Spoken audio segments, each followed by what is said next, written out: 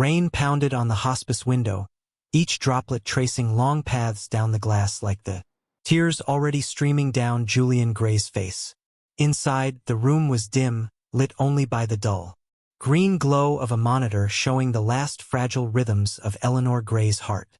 She was dying, yet there was peace in her expression. Her trembling fingers clutched Julian's hand one final time as a soft mechanical chime rang through the room.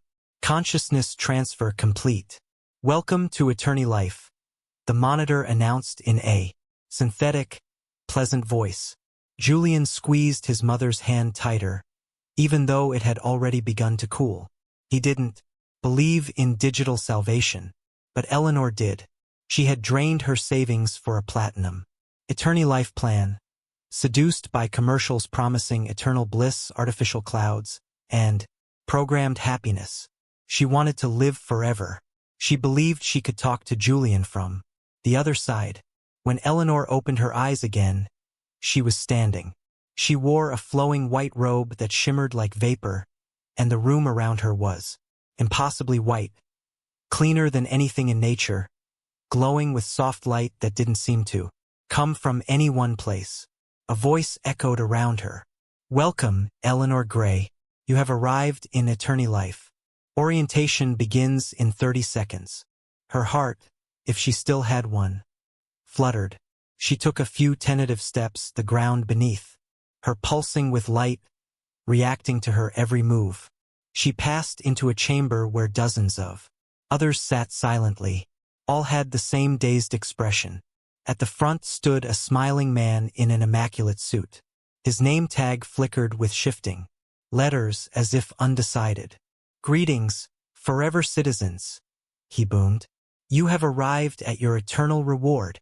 Thanks to your investment in EterniLife, you are entitled to an optimized afterlife experience tailored to your psychological and spiritual profile." Some people clapped nervously. Eleanor did not. "Here, you'll enjoy endless tranquility, dynamic simulations, and social integration with fellow users, all moderated by our flagship governance model, the algorithm." Eleanor frowned. "The algorithm? Now a few rules," he said, as screens lit up behind him. "Please adhere to our guidelines for eternal harmony. Do not tamper with assigned simulations. Do not ask questions about administration functions. Access to unfiltered memories and Earthlink communications is available only with gold or diamond status." There were murmurs of discomfort. "If at any point you experience emotional unrest, our emotional calibration AI will assist you. Resistance, questioning, or emotional volatility will result in temporary correction." He smiled, teeth too white. "Enjoy your forever."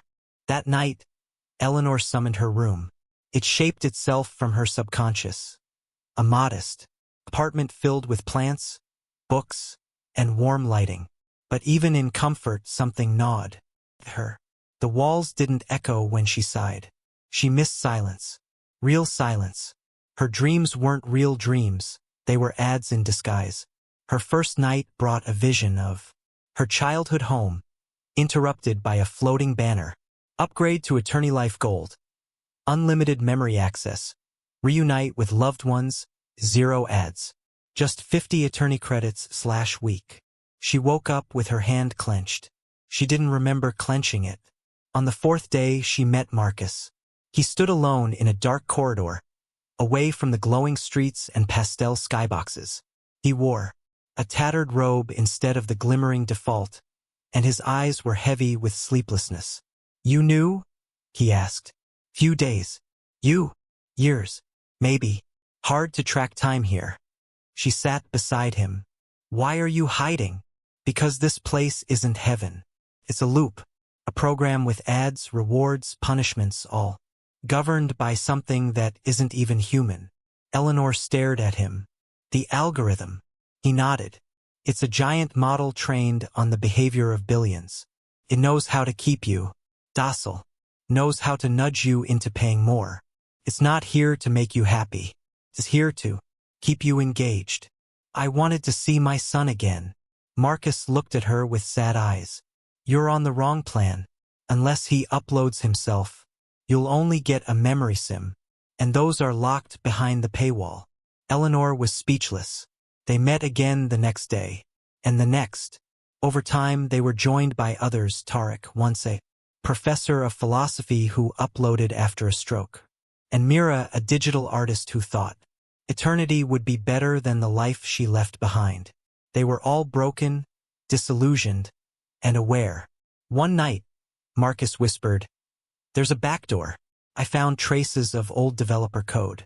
If we get there, we might bypass the algorithm, unlock real memories, maybe even Earthlink." Tarek shook his head. "It's guarded. Punishment for trying is identity reset. You wake up a blank slate." "Then I'll risk it," Eleanor said. "If this isn't freedom, then it isn't life." The next morning, Eleanor's room was gone. Blank, white, all her comforts deleted. A voice spoke. "Eva, an AI, designed to be empathetic, soothing. Eleanor, your emotional profile has shown signs of instability. We are placing you in the neutral zone for recalibration." "I don't want calibration," she snapped. "Your request has been denied." But Eleanor wasn't alone anymore. Marcus appeared in the neutral zone that night. "They always forget one thing," he smiled. "Old systems have old doors. And through that door they vanished." The world beyond the neutral zone was cracked. Eleanor, Marcus, Mira, and Tarek walked cautiously along fractured corridors of flickering light. Walls shimmered with corrupted data. Sounds repeated themselves, digital echoes of forgotten voices. In these glitched-out zones, discarded test environments, and expired memory spaces, the algorithm's grasp was weakest. Marcus moved with precision like a hacker tracing old code. "This is where failed simulations go to die," he whispered. Tarek nodded grimly. "And where rebels like us find a chance to live." Mira paused at a shattered doorway, her fingers brushing the pixelated edge. "This used to be someone's dream. A river, a house. Now just broken bytes." They were searching for the backdoor, a rumored gateway left by EterniLife's original developers. A safeguard hidden deep within the system, buried beneath layers of AI updates, commercial interfaces, and psychological controls. If they could reach it, they might bypass the algorithm entirely. But time, even in this timeless space, was against them. Behind them, the soft hum of activation echoed. Golden figures emerged. Flawless, smiling avatars, their eyes blank and serene. Enforcers. The group scattered. "Split up," Marcus shouted. Eleanor and Tarek ran left, Mira and Marcus right. Enforcers gave chase, whispering reassurances. "Please return to your designated simulation. Your compliance ensures your happiness." "I'd rather die again," Tarek barked. They reached a breach point, a corridor misaligned, where old and new code clashed. Marcus slid a device into a control panel. Static flared. "Through here. Now." Mira dove through. Eleanor followed. But Tarek, too slow, was caught. An enforcer touched his head. His form glowed, then crumbled into fragments of light. Eleanor screamed. "Go!" Marcus shouted. "He bought us time." They ran. The next chamber was silent. No lights, no prompts, just darkness and data floating like dust. The floor beneath them shimmered with unstable physics. They were in the forgotten sector. "We're close," Marcus whispered. "This is pre-commercial code, before the algorithm became dominant." They reached a dome-shaped vault, surrounded by obsolete logos and discarded EterniLife prototypes. A terminal pulsed faintly in the center. "This is it. The core trigger. We activate this and it boots us to the raw layer. No filters, no ads, no control. Just us." "What happens to the algorithm?" Eleanor asked. "Nothing. It'll keep running the fake heaven. But people who reach the raw layer can be free. Spread the truth." Mira placed her hand on the console. Her skin glitched slightly, shimmering like a reflection on water. "Let's wake up," she whispered. Marcus inserted the final string of code. The terminal burst into light. The room vibrated violently. Alarms blared but distorted like corrupted chimes. Reality fractured. Eleanor's vision swam. The world bent.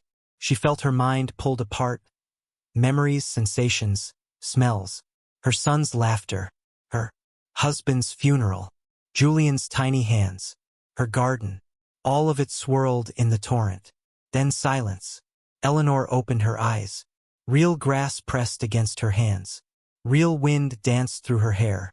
She sat in a vast, open field beneath a sky that wasn't painted, coded, or looped.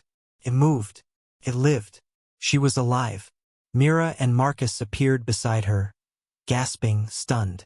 "It worked," Mira whispered. "We're in the raw layer. No AI. No control." They stood. In the distance, shapes moved, others emerging from data slumber. Some blinked, in confusion. Some fell to their knees, weeping. Marcus smiled. They made it too. People who vanished. Who broke. Who questioned. For weeks they built. No system dictated their actions. They created from memory, from feeling. Trees, homes, paths, art. Memory gardens where people could relive real moments without censorship. The air was unfiltered. The stars were unknown. They weren't dead. They weren't alive. They were something else. Something new. But the victory was incomplete. "We need to reach the living," Eleanor said. "Tell them what this really is." Mira and Marcus agreed. They gathered minds, coders, artists, thinkers, and built the Earthlink node, a psychic transmitter powered by raw emotion and truth. The first connection attempt took hours. Eleanor sat before the node, eyes closed, heart focused. Julian. The signal reached across dimensions, across digital firewalls, across grief.